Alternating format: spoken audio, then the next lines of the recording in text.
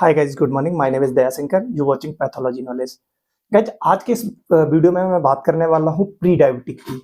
Basically बहुत सारे लोग डायबिटीज से आजकल परेशान हैं हमारे देश में, और हर साल काफी लोग प्री डायबिटिक से डायबिटिक के कंडीशन में प्रवेश कर जाते हैं। प्री डायबिटिक बेसिकली वो कंडीशन होती है जब आपका जो ब्लड शुगर लेवल होता है वो बॉर्डर लाइन पे रहता है या थोड़ा बहुत बड़ा रहता है। जैसे कि आपका जो शुगर फास्टिंग है वो अगर आपका 125 तक रहता है, तो आप मतलब 100 से अगर 125 के बीच में रहता है तो आप प्री डायबिटिक की कंडीशन में। 100 फास्टिंग शुगर की नॉर्मल रेंज है, और जो 125 है वो प्री डायबिटिक तक की सेट कर रखी है। अगर उससे ज्यादा आपका होता है तो आप डायबिटीज में प्रवेश कर चुके हैं। वैसे ही HbA1c आपका 5.7 से लेके 6.5 तक प्री डायबिटिक में आता है। 5.7 से नीचे आपका नॉर्मल है, और 6.5 से ऊपर हुआ तो फिर डायबिटिक की कंडीशन में आ जाता है।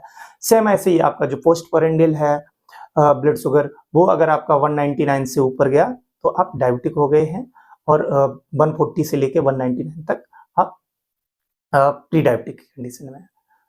तो गाइस, आज हम इसी पे बात करने वाले हैं कि बेसिकली किस तरह से, अगर आपका जैसे डायग्नोस कराया और आप प्री डायबिटिक की कंडीशन में है, तो किस तरह से आप डायबिटीज होने से बच सकते हैं।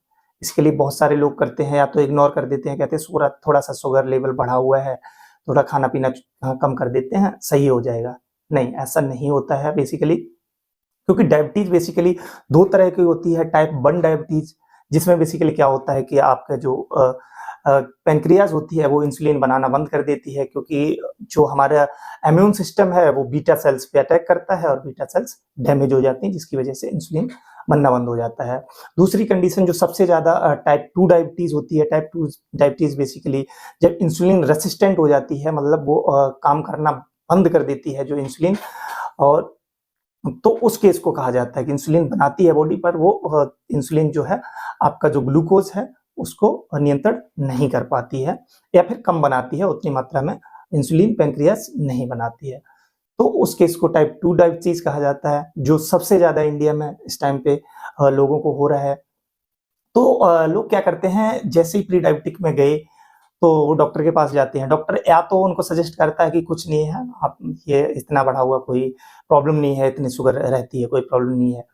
तो ये मैं सब डॉक्टरों की बात नहीं कर रहा हूँ, बहुत सारे डॉक्टरों जो ऐसा कहते हैं उनकी बात कर रहा हूँ।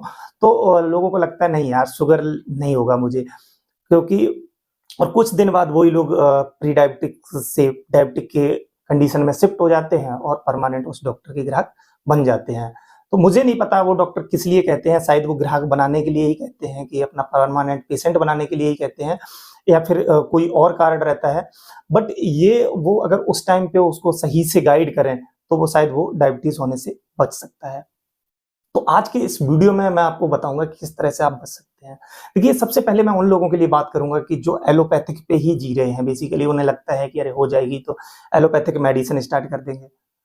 देखिए क्या है, डायबिटीज बहुत ही भयानक बीमारी है। जब हो जाती है ना बंदे को, फिर वो अपना सब कुछ गवा के भी अगर वो डायबिटीज से निजात पा सके ना पूरी तरह से, तो वो शायद सब कुछ अपना देने को राजी हो जाए, क्योंकि जिंदगी पूरी तरह से धीरे धीरे करके डिस्ट्रॉय होती जाती, खत्म हो जाती जाती है, होती जाती। पहले ब्लड शुगर लेवल बढ़ेगा, उसके बाद धीरे धीरे किडनी खराब होगी, धीरे धीरे आंखें खराब होने लग जाएंगी, पैर खराब होने लग जाएंगे, और धीरे धीरे स्किन भी खराब होने लग जाती है। कहीं पे अगर छोटा सा भी घाव बनता है, कोई इंजरी होती है, वो ठीक नहीं होती है। तो मतलब हर तरह से बंदा परेशान हो जाता है अगर डायबिटीज जब हो जाती है। तो सबसे पहले क्या है कि आप अगर प्री डायबिटिक में पहुंच रहे हैं, या blood sugar level border line पे रह रहा है, तभी आप कंट्रोल करने की कोशिश करिए। तो बेसिकली करना क्या है आपको, देखिए जो लोग एलोपैथिक पे ही भरोसा करते हैं, जो आयुर्वेदिक पे भरोसा नहीं करते हैं, सबसे पहले मैं उनको बता देता हूँ कि अगर आपको डायबिटीज हो जाए, आप वही जो कॉमन मेडिसिन होती हैं, मेटाफॉर्मिन है या ग्लिम्प्राइड है, यही सब मेडिसिन डॉक्टर चलाने वाले हैं, बदल के चला देंगे, दोनों एक साथ चला देंगे, और भी कुछ इससे रिलेटेड मेडिसिन होती है वो चला देंगे। और उन मेडिसिनों के इतने ज्यादा साइड इफेक्ट हैं कि जितनी जल्दी आपकी डायबिटीज से किडनी खराब होगी, उसी तरह से ये मेडिसिन लेके भी आपको बहुत सारी प्रॉब्लम होने वाली है। तो कोशिश करिए अगर पहले आप ठीक हो जाएं तो ज्यादा अच्छा है। तो आपको अब उन लोगों के लिए मैं बताना चाहूँगा कि जो लोग सच में डायबिटीज़ से बचना चाहते हैं, जो चाहते हैं कि डायबिटीज़ उनको ना हो, जो इस चीज़ को सीरियस लेते हैं, उनको बेसिकली क्या करना है? देखिए मैं कुछ आपको होम रेमेडीज़ बताऊँगा, प्लीज़ भरोसा करके आप उनको लेना स्टार्ट कर दीजिए। थोड़ा लंबे समय तक चलेंगी, बट आप डेफ़िनेटली ठीक हो जाएँगे। डेफ़िनेटली आपका जो ब्लड शुगर लेवल है, वो कंट्रोल हो जाएगा और आप प्री डायबिटिक की कंडीशन से बाहर आ जाएँगे। तो आपको क्या करना है?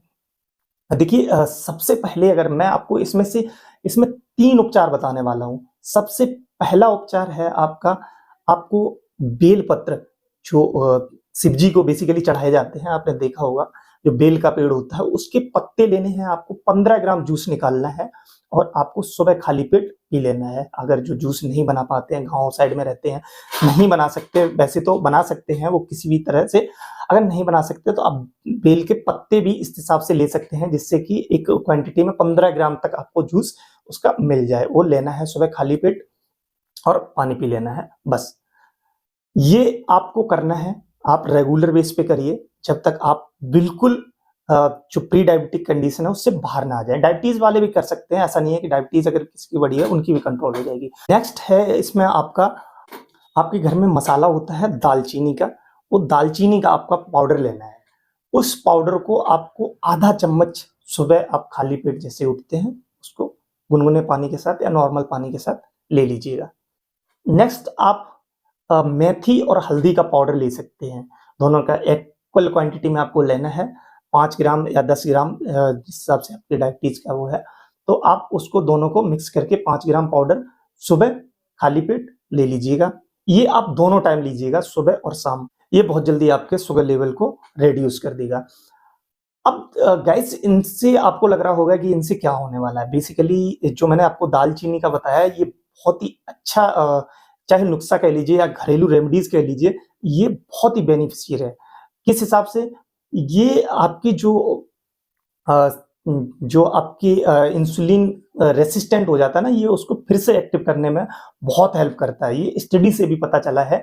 ये कोई मैं खुद से नहीं बता रहा हूँ कि आपको कहीं से खुद से उठा के बता दिया। ये बेसिकली काम करता है इसलिए मैं आपको बता रहा हूँ। तो ये आप कर सकते हैं। ऐसे बेलपत्र जो है इनको अगर आप रेगुलर बेस पे लेते हैं, तो ये भी आपकी जो बीटा सेल्स होती हैं उनको रीजनरेट करने में काम करता है। और दूसरी चीज़ आपको जो सबसे महत्वपूर्ण है वो आपको ज़रूर करनी है। अगर आप एक्सरसाइज नहीं कर रहे हैं तो डेली बेस पे कम से कम 1 घंटे आप एक्सरसाइज करिए और वो भी इस तरह की एक्सरसाइज करिए जिससे आपका पसीना निकले। इस तरह की आप 1 घंटे डेली एक्सरसाइज करिए, आपको ज़्यादा दिन नहीं 1 महीने में ही रिजल्ट देखने को मिल जाएगा और अगर ये आप मेहनत कर लेंगे ना स्टार्टिंग में तो आपकी आगे की ज़िंदगी है वो ठीक हो जाएगी। तो मैं ऐसे बहुत सारे नुस्ख़ों के, बहुत सारे ज़रूरत वाले वीडियो आपको देता रहता हूँ। तो नीचे मेरे इंस्टाग्राम का लिंक दिया हुआ है, आप मुझे इंस्टाग्राम पे फ़ॉलो कर लीजिए, जहाँ पे आपको शॉर्ट में बहुत सारे वीडियो मिलते रहेंगे। तो आशा करता हूँ वीडियो आपको अच्छा लगा हो। वीडियो अच्छा लगा हो तो प्लीज़ शेयर ज़रूर कर दीजिएगा जिससे लोगों को हेल्प मिल जाए। Thank you for watching. Have a nice day. Bye bye.